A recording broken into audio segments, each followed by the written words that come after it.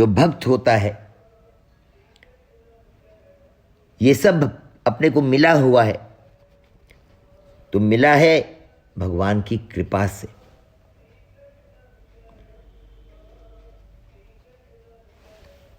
भगवान का बल अपने को कब मिलता है, भगवान के बल का उपयोग करने की सामर्थ्य अपने में कब आती है? जब हम उस कृपा को स्वीकार करते हैं, जब हम उस कृपा को अंगीकार करते हैं, जब हम उस कृपा को आत्मसात करते हैं, जब हमें उस कृपा के सिवाय और कुछ भी नहीं दिखता, देखना, सुनना, चखना, सूंघना, छूना, ये सब का अनुभव हमें हो रहा है, तो इन सब में कारण केवल और केवल भगवान की कृपा है। इन सब में कारण केवल और केवल भगवान की कृपा है। भगवान की कृपा से हम देख रहे हैं, भगवान की कृपा से हम सुन रहे हैं, भगवान की कृपा से हम बोल रहे हैं, भगवान की कृपा से हम चख रहे हैं, भगवान की कृपा से हम सूंघ रहे हैं, भगवान की कृपा से हम छू रहे हैं, भगवान की कृपा से सब कुछ हो रहा है। सेठ जी और स्वामी जी की वार्तालाप हम सब जानते हैं, सुने हुए हैं। स्वामी जी ने सेठ जी से कहा, गोरखपुर की घटना है कि एक दिन एक रात बहुत विशेष चर्चा हुई। रात को बैठे और चर्चा करते करते सुबह हो गया, संध्या का समय हो गया, तब उठे तो पूरी रात सत्संग चली और बहुत विशेष बात, मार्मिक बात, विलक्षण बातें मिली। तो स्वामी जी ने सेठ जी से प्रश्न किया कि आपको ऐसी विलक्षण बातें कहाँ से मिलती हैं? कहीं सुना नहीं, कहीं पढ़ा नहीं, कहीं देखा नहीं। तो सेठ जी ने कहा, इसमें मेरा कोई भी प्रयास नहीं है, इसमें कारण केवल और केवल भगवान की कृपा है। स्वामी जी ने कहा, तो भगवान क्या पक्षपात करते हैं? आप पर कृपा करते हैं और हम सब पर नहीं? सेठ जी ने कहा, नहीं, भगवान का पक्षपात बिल्कुल भी नहीं है। सब मम प्रिय सब मम उपजाई, सब पर बराबरी दया, सबके ऊपर बराबर दया है भगवान की, बिल्कुल भी किंचन मात्र भी पक्षपात नहीं है। तो फिर इसका कारण क्या है? इसका कारण सेठ जी ने क्या कहा, मैं जिस तरह से कृपा को देख रहा हूं, मैंने जिस तरह से कृपा को स्वीकारा है, मैंने जिस तरह से कृपा को माना है, आपने उस तरह से कृपा को देखा नहीं, माना नहीं, उस तरह से उसको आत्मसात या अंगीकार नहीं किया। उसका कारण है, उसका कारण यह है कि हम अपनी बुद्धि के द्वारा भगवान की कृपा को समझ नहीं सकते। हम कृपा को मानना नहीं चाहते, ये बात नहीं है, परंतु जब तक कृपा को हम समझेंगे नहीं, तब तक वो मान्यता में पूरी तरह से बैठेगी कैसे? और उस कृपा को समझने के लिए क्या करना पड़ेगा? उस कृपा को समझने के लिए बुद्धि को पूरी तरह से उनके हवाले करना पड़ेगा।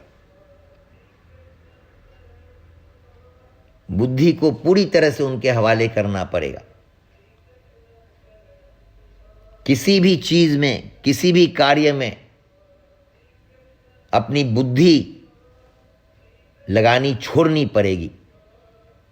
बुद्धि का उपयोग करना पूर्णतः छोड़ना पड़ेगा। हम बुद्धि का उपयोग करते हैं, इसी कारण, केवल और केवल इसी कारण हम भगवान की कृपा को समझ नहीं पा रहे हैं। और क्योंकि हम भगवान की कृपा को समझ नहीं पा रहे हैं, हमारे जीवन में उनकी कृपा फलीभूत नहीं हो रही है। सेठ जी ने कहा, बुद्धि ही फोड़ा गाले। एकमात्र बाधा, एकमात्र अटकाव, एकमात्र उलझन हमारी या हमारे द्वारा बुद्धि का लगाना है, बुद्धि का प्रयोग करना है।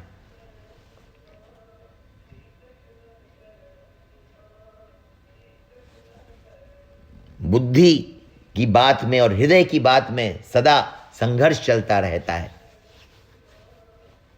मन की बात में और बुद्धि की बात में सदा संघर्ष चलता रहता है।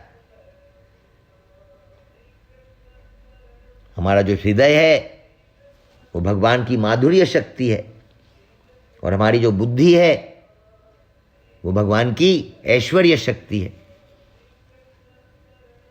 तो भगवान की ऐश्वर्य शक्ति को पकड़ने की कोशिश करेंगे, भगवान की ऐश्वर्य शक्ति का प्रयोग करने के अपने को काबिल समझेंगे, भगवान की ऐश्वर्य शक्ति के ऊपर अपना अधिकार जमाएंगे, तो क्या दशा होगी सोच लीजिए। वही दशा हमारी हो रही है।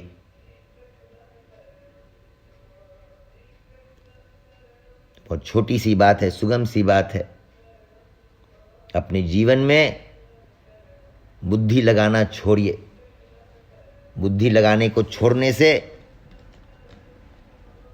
सबसे खास बात जो होगी, समझने नहीं छोड़ने बोल रहे हैं, बुद्धि का प्रयोग समझने के लिए अवश्य करिए, वो अपने आप समझ में आएगी।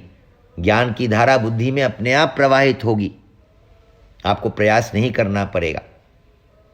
जब आप अपनी तरफ से प्रयास करना छोड़ देंगे, उसमें ज्ञान की धारा अपने आप प्रवाहित होगी। जो उनको समझाना है, जो जितना आपको समझने की आवश्यकता है, वो अपने आप समझ में आ जाएगी।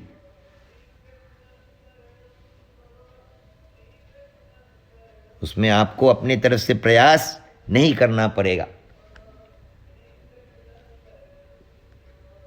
अब एक तो है जो बातें हमें मिलती है उसको हम समझने की कोशिश करते हैं।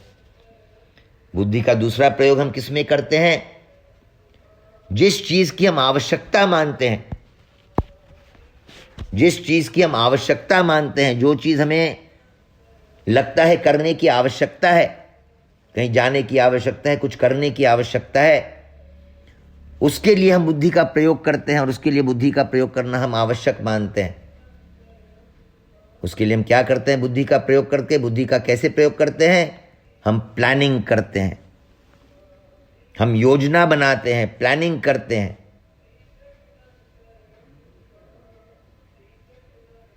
तो ये प्लानिंग जो करते हैं, ये क्या भगवान प्लानिंग कर रहे हैं? भगवान प्लानिंग करवा रहे हैं कि हम प्लानिंग कर रहे हैं?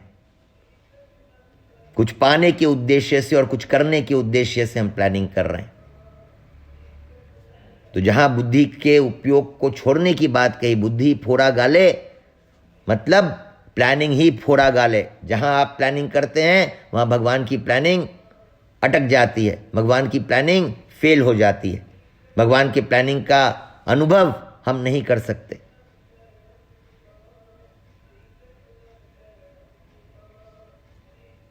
तो दो बातें आज कहने में आई।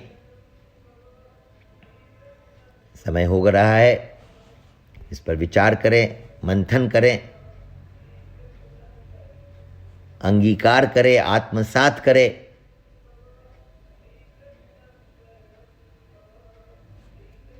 तो जो हमारा जीवन होना चाहिए, भगवान हमें जैसा देखना चाहते हैं, भगवान हमें जैसा बनाना चाहते हैं, क्षिप्रम हो जाएगा, अति क्षिप्रम हो जाएगा। क्षिप्रम ही नहीं, अति क्षिप्रम हो जाएगा। आप सोच भी नहीं सकेंगे, इतना क्षिप्रम हो जाएगा, जादू की तरह, चमत्कार की तरह।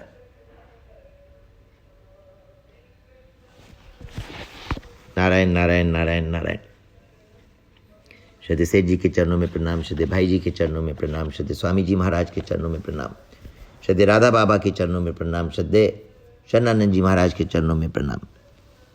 अनंत कोटि सब संत महात्माओं के चरणों में अनंत कोटि प्रणाम। गीता प्रपंच परिवार के सारे सदस्यों के चरणों में सादर नमन।